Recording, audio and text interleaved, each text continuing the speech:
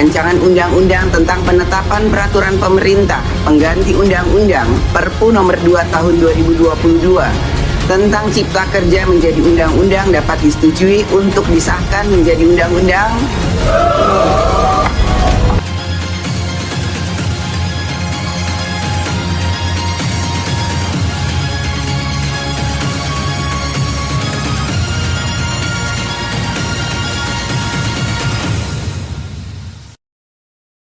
Assalamualaikum warahmatullahi wabarakatuh. Shalom, Om Swastiastu, Namo Buddhaya, Salam Kebajikan.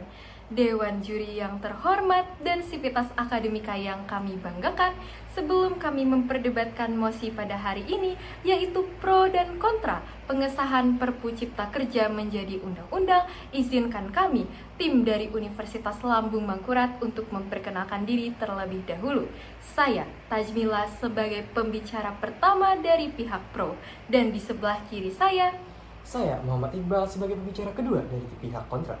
dan di sebelah kanan saya Hairunisa, sebagai pembicara ketiga yang akan menyampaikan kesimpulan pada mosi perdebatan kali ini. Itu saja perkenalan dari kami. Sekian dan terima kasih. Salam Yuri, salam luar biasa. Lex prospicit, non respicit. Hukum melihat ke depan, bukan ke belakang. Dewan Juri yang terhormat, dinamika perkembangan zaman dan arus globalisasi harus diikuti dengan progresivitas hukum, terutama di sektor ekonomi yang sangat penting bagi kelangsungan hidup masyarakat. Namun, di status quo masih terjadi tumpang tindih regulasi yang tak sedikit menimbulkan konflik kebijakan atau kewenangan dari berbagai lembaga, dan pada akhirnya berdampak pada terhambatnya implementasi program pembangunan dan memburuknya iklim investasi di Indonesia. Hal inilah yang menjadi latar belakang penyederhanaan regulasi secara cepat diperlukan melalui skema Omnibus Law yang dituangkan dalam bentuk Undang-Undang Nomor 11 Tahun 2020 tentang Cipta Kerja. Namun, setelah undang-undang ini dinyatakan inkonstitusional bersyarat oleh MK, pemerintah mengeluarkan Perpu Nomor 2 Tahun 2022 yang telah disetujui lembaga legislatif, dalam hal ini DPR, menjadi Undang-Undang Nomor 6 Tahun 2023. Dewan Juri yang amat terpelajar, kami tidak memungkiri adanya pro kontra di kalangan masyarakat, namun kami berdiri pada standing position pro yang mendukung mosi pada hari ini. Sebelum memasuki poin argumentasi, izinkan saya untuk mendefinisikan kata kunci dalam mosi. Yang pertama, Perpu adalah peraturan pemerintah pengganti undang-undang yang dibuat oleh Presiden ketika ada hal ihwal kegentingan yang memaksa. Yang kedua, Cipta Kerja secara garis besar adalah upaya penciptaan kerja melalui usaha kemudahan, perlindungan dan pemberdayaan UMKM, peningkatan ekosistem investasi dan kemudahan berusaha, dan investasi pemerintah pusat dan percepatan proyek strategis nasional. Sedangkan yang ketiga, pengesahan menjadi undang-undang dapat diartikan Perpu tersebut telah disetujui oleh DPR sebagai lembaga legislatif. Adapun urgensi dari pengesahan ini adalah demi mempercepat pembangunan ekonomi di Indonesia dan sebagai bentuk penyederhanaan regulasi. Memasuki argumentasi kami yang pertama, mengapa Perpu ini tetap dibenarkan secara formil berdasarkan pasal 22 ayat 1 Undang-Undang Dasar Negara Republik Indonesia tahun 1945 diatur dengan jelas dan tegas bahwa Presiden mempunyai kewenangan dalam menetapkan Perpu asalkan ada kondisi atau hal ihwal kegentingan yang memaksa. Kondisi mendesak atau kegentingan ini ditimbulkan atas putusan MKRI nomor 91 garis miring PUU strip 18 garis miring 2020 yang menyatakan bahwa Undang-Undang Nomor 11 Tahun 2020 tentang Cipta Kerja dinyatakan inkonstitusional bersyarat apabila dalam 2 tahun tidak diperbaiki, maka akan dinyatakan inkonstitusional permanen.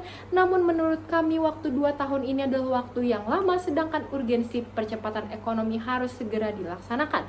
Jika Perpu tidak segera disahkan, maka pemerintah terpaksa menangguhkan segala kebijakan atau tindakan yang bersifat strategis dan berdampak luas bagi masyarakat, serta tidak dibenarkan pula menerbitkan peraturan pelaksana baru. Akibatnya akan terjadi ketidakpastian hukum pelaksanaan Undang-Undang Cipta Kerja. Sementara pemerintah telah menerbitkan 49 peraturan pelaksana dari undang-undang ini yang terdiri dari 45 peraturan pemerintah atau PP dan 4 peraturan presiden atau Perpres. Dan memasuki argumentasi kami yang kedua, yaitu substansi material apa sajakah yang membawa dampak positif bagi ekonomi di Indonesia. Indonesia. Yang pertama, proses perizinan berusaha dan investasi akan lebih sederhana dan lebih dipercepat. Investor asing maupun domestik akan lebih mudah berinvestasi dengan perlindungan hukum yang lebih baik. Yang kedua, pungutan liar dan korupsi dipotong dengan cara mengintegrasikan seluruh proses perizinan dalam sistem perizinan elektronik melalui sistem online single submission. Dan yang ketiga, pembentukan perseroan terbatas dibuat lebih sederhana dan tidak ada lagi pembatasan modal minimum. Dan yang keempat, melindungi dan meningkatkan peran pekerja dan diharapkan dapat menciptakan lapangan kerja baru melalui pengembangan sektor-sektor yang berpotensi besar seperti pariwisata, infrastruktur, dan industri. Yang ketiga, Dewan Juri yang terhormat masuki mekanisme solusi kami karena kami tidak memungkiri adanya polemik dari pengesahan ini.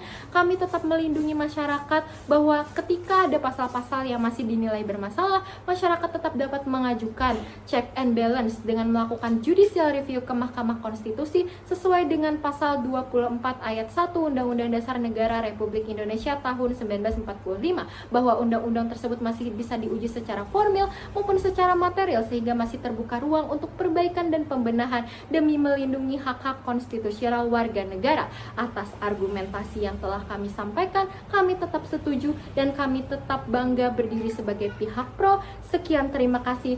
Salam Yuri, salam luar biasa.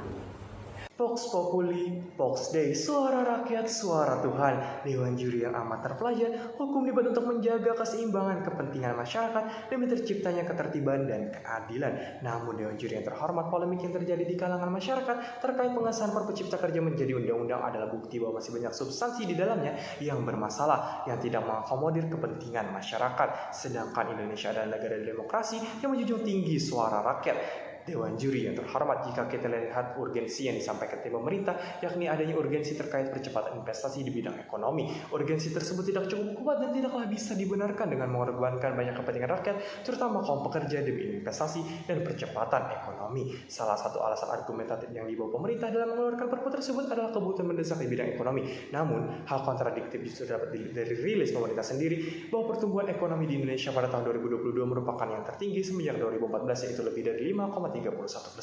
Di tengah kondisi ekonomi dunia yang tidak menentu, Indonesia masih menjadi negara tujuan investasi bagi para pelaku industri manufaktur nasional maupun global. Data Kementerian Investasi atau Badan Koordinasi Penanaman Modal menunjukkan secara kumulatif investasi di Indonesia tumbuh 35,3%. Oleh karena itu, Dewan Juri yang terhormat, tanpa Undang-Undang Cipta Kerja pun pertumbuhan ekonomi khususnya investasi sudah meningkat. Sehingga dengan bangga, kami mendeklarasikan standing position kami sebagai pihak kontra terhadap mosi perdebatan kita kali ini. Memasuki poin argumentasi yang pertama, yaitu pembentukan Perpu Cipta Kerja ialah cacat formil. Perpu ini dinilai belum memenuhi indikator hal ihwal kegentingan yang memaksa sebagai syarat dibuatnya peraturan pemerintah pengganti undang-undang. Perpu Cipta Kerja bertentangan dengan pasal 1 ayat 3, pasal 22 ayat 1 dan pasal 22A Undang-Undang Dasar 1945 serta putusan MK nomor 138/PUU-7/2009 dan nomor 91/PUU-18/2020. Subjektivitas Presiden untuk menerbitkan perpu harus didasarkan pada keadaan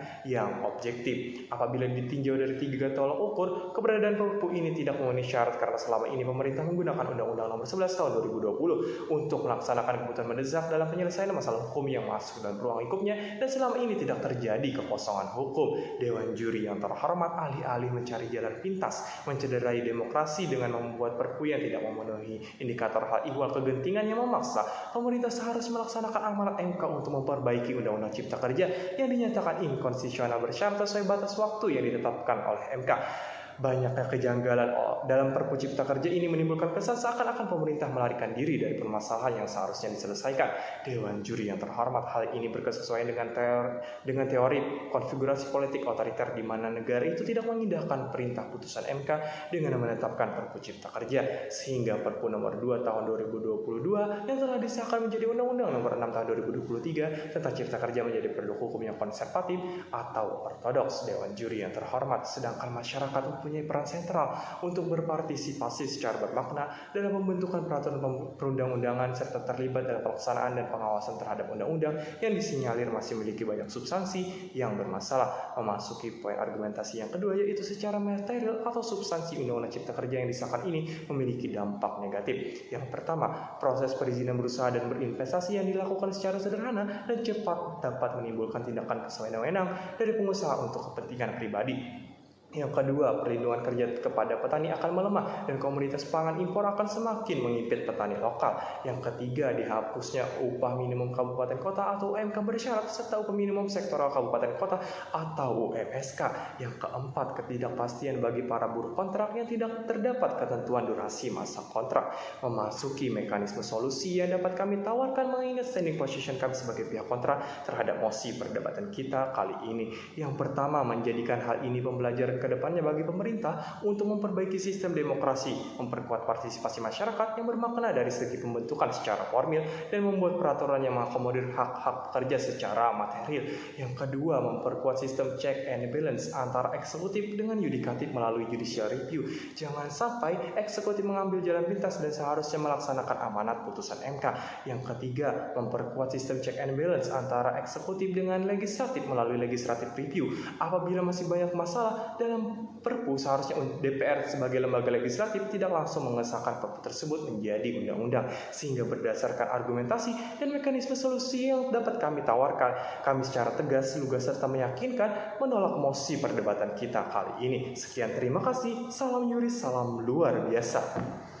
Ecum et bonum, ex lex legum. Apa yang adil dan baik adalah hukumnya hukum. Saya sebagai pembicara kesimpulan akan menyampaikan konklusi dari perdebatan kali ini.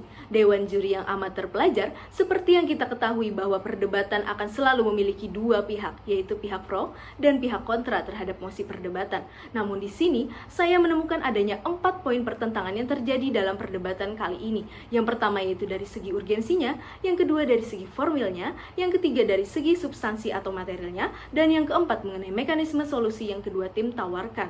Baik dari segi poin pertentangan yang pertama, yaitu segi urgensi. Pihak pro menyatakan bahwa ini merupakan suatu hal yang penting dilihat dari urgensi mereka, yaitu meningkatkan bidang perekonomian khususnya investasi dengan menerbitkan Undang-Undang Cipta Kerja. Sedangkan pihak kontra membantah bahwa data menunjukkan tanpa Undang-Undang Cipta Kerja, investasi di Indonesia dapat terus meningkat tanpa mengorbankan banyak kepentingan rakyat, terutama kaum pekerja, demi investasi dan percepatan ekonomi. Selain itu, Perpu ini dinilai belum memenuhi indikator hal ihwal kegentingan yang memaksa sebagai syarat dibuatnya peraturan pemerintah pengganti undang-undang.